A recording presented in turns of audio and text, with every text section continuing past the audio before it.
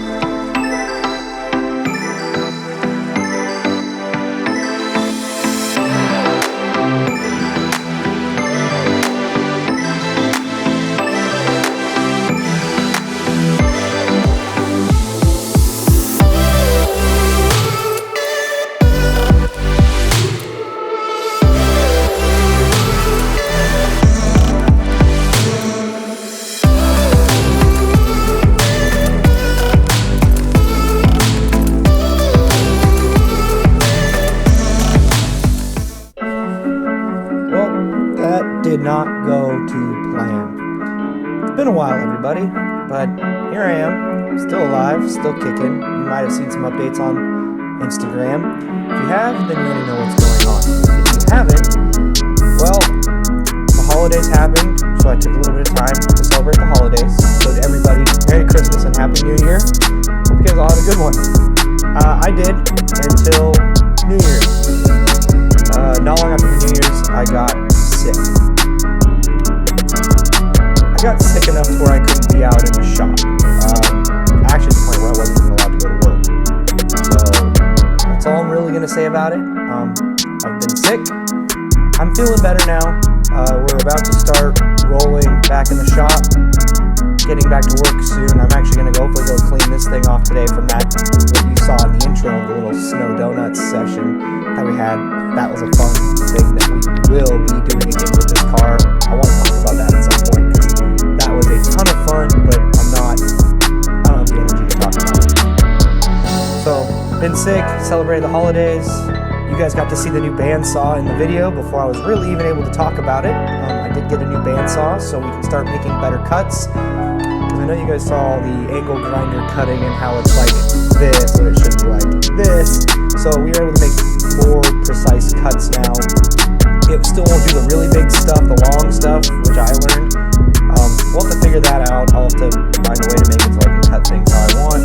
That's another problem for another day right now. Right now I'm kind of taking it day by day.